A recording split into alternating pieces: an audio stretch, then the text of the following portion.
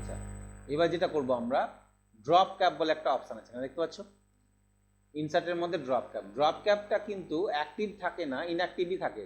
যখন নর্মালি পাতায় কিছু লেখা থাকবে না তখন কিন্তু ইনঅ্যাক্টিভ আছে, তাও ক্লিক করলে কাজ হচ্ছে না, কারণ ড্রপ ক্যাপ অ্যাপ্লাই হয় শুধুমাত্র প্যারাগ্রাফের উপর। তোমার প্যারাগ্রাফ যদি লেখা থাকে তবেই ড্রপ ক্যাপ হয়। তো ড্রপ ক্যাপটা কি?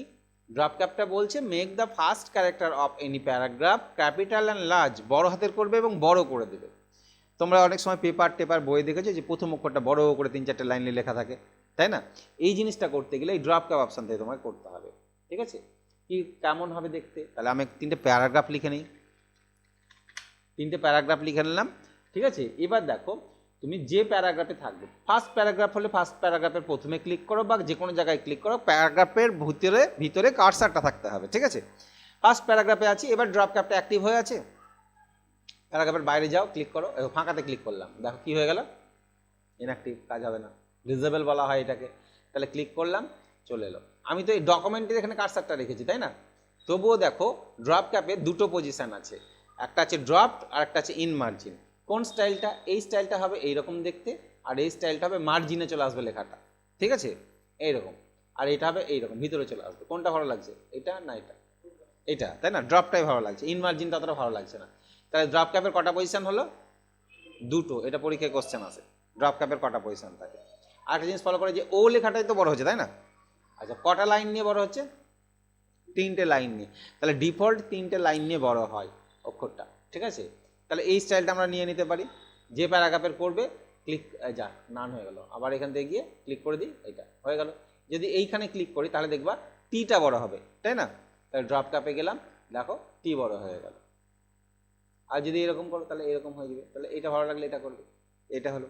আরও কিছু জিনিস আছে যে ড্রপ ক্যাপের এই যে আচ্ছা, এটাকে নর্মাল করে দিই, প্রথম কার্ডটাকে নান করে দিলাম, নর্মাল হয়ে গেল। এইটাতে আছে ড্রপ ক্যাপের কিছু প্রশ্ন এখানে আছে আমাদের, দেখে নিই। প্রশ্ন যেটা আছে, ডিফল্ট কতগুলো লাইন থাকে?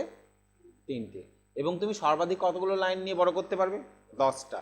তার মানে তুমি যদি বড় করতে চাও যে 3টে না 4টে লাইন নিয়ে বড় করব বা 2টো লাইন নিয়ে বড় করব, তা ম্যাক্সিমাম তুমি 10টা লাইন পর্যন্ত অক্ষরটাকে বড় করতে পারবা, তার থেকে বড় করতে পারবা না, ঠিক আছে? এটাই তো, অত বড় তো 10টা লাইন নিয়ে আমরা দেখিনি অক্ষর, খুব কমই দেখি। বই টয়ে দেখি 2টো বা 3টে লাইন নিয়ে বা 4টে লাইন নিয়ে বড় থাকে, তার বেশি বড় থাকে না। হ্যাঁ, খবরের কাগজে থাকে। ইট হ্যাজ 2 পজিশন, দুটো পজিশন থাকে, একটা ড্রপ এবং একটা ইন মার্জিন। কিভাবে করবে স্টেপটাও লিখে দিয়েছি। বলছি 3টে প্যারাগ্রাফ লেখো, set the cursor in any paragraph, প্যারাগ্রাফের ভিতরে কার্সারটাকে সেট করো। তারপরে ড্রপ ক্যাপে যাও, ড্রপ ক্যাপ অপশানে চলে যাও। আমরা তো ড্রপ ক্যাপ অপশানে গেলাম না, ওখান থেকে পজিশন চুজ করো। তারপরে নাম্বার কটা নাম্বার নিবে লাইনের জন্য সেটা দিয়ে ওকে করো, ঠিক আছে? আমরা সেইভাবে একবার করে দেখি। তাহলে প্রথমে বলছে যে এটাতে আমি নর্মাল করে নিই, আমাদেরকে বলছে যে কার্সারটাকে সেট করো, ড্রপ ক্যাপে ক্লিক করো, দিয়ে ড্রপ ক্যাপ অপশান লেখা আছে এখানে চলে আসো, তাই বলছে। ওইখানে যে দুটো অপশান দেওয়া আছে ওটাতে ক্লিক না করে এখানে চলে আসো। এখানে এলে আরও বেশি কিছু তুমি পাবে দেখতে, ঠিক আছে? দেখো, ক্লিক করো। তাহলে এর ভিতরে দুটো পজিশন ছিল আমাদের, একটা হচ্ছে ড্রপ, একটা ইন মার্জিন। কোন পজিশনটা নিব বলতো? এটা, এই স্টাইলটা নিব। দুটো পজিশনের মধ্যে একটা পজিশন চুজ করে নিলাম। এবার আসছে এই যে লাইন টু ড্রপ, কটা লাইন নিয়ে বড় করবে? 3টে আছে, 4, 5, 6, 7, 8, 9, 10। এর থেকে ক্লিক করলে আর বড় হচ্ছে না। তাহলে আমরা 10টা লাইন নিয়ে বড় করলে ওকে করলে কত বড় দেখাবে? এত বড় হয়ে যাবে, তাই না? অনেক বড় হয়ে যাবে। তাহলে ড্রপ ক্যাপে গেলাম, ড্রপ ক্যাপ অপশানে এলাম, লাইন আমি 3টেই রাখি, কমিয়ে দিলাম, হ্যাঁ 2টো বা 3টে রাখলাম। এটা বাড়ছে, নিচে ওপরটাই বাড়বে, নিচেটাই কমবে, ঠিক আছে? তাহলে 2টো করলাম, 2টো করে যদি ওকে করি তাহলে এইরকম হবে দেখতে, এইরকম দেখতে হবে, ঠিক আছে? তাহলে ড্রপ ক্যাপে গিয়ে তুমি এটা চেঞ্জ করতে পারবে। আর কি পারবে? 3টে করা থাক। আর একটা জিনিস হচ্ছে ড্রপ ক্যাপে এই যে লেখার যে স্টাইলটা, এই লেখার স্টাইলটা তুমি আলাদা করতে পারো, মানে এদের চাইতে আলাদা। এখানে গিয়ে ড্রপটার স্টাইলটা তুমি চেঞ্জ করে নিতে পারো। সাপোজ আমি এই স্টাইলটা নিয়ে নিলাম, ওকে করো, দেখো ওর লেখার স্টাইলটা চেঞ্জ হয়ে গেল, ঠিক আছে? তাহলে মানে ওকে আলাদাভাবে বোঝানোর জন্য এই লেখার স্টাইলটা আমরা আলাদা করে চেঞ্জ করতে পারি। আর কি পারবো? চেঞ্জটা করলাম এটা। নেক্সট হচ্ছে ডিস্টেন্স ফ্রম দ্য টেক্সট, অর্থাৎ দেখো ও এই লেখার সাথে কাছাকাছি ভাবে আছে, খুব কাছাকাছি আছে, এই দূরত্বটা আমরা বাড়াতে পারি। এখানে একটু বাড়িয়ে দাও, 0.5 মানে হাফ ইঞ্চি, 0.5 মানে হাফ ইঞ্চি। তাহলে ওকে করে তখন হাফ ইঞ্চি দূরে চলে এলো, এইখান থেকে এতটা হাফ ইঞ্চি আমাদের মার্জিনে দেখতে পাচ্ছি, তা হাফ ইঞ্চি দূরে চলে এলো, ঠিক আছে? তো 0.5 না রেখে তুমি আরও কমাতে পারো, ঠিক আছে? তাহলে এই ডিস্টেন্সটাকে তুমি আরও একটু কমিয়ে নিতে পারো, যে একটু দূরে থাকবে, একটু দূরে থাকবে, এগুলো চেঞ্জ করতে পারে। আর কিছু না যদি দিতে চাও তাহলে আবার 0 করে দেবে।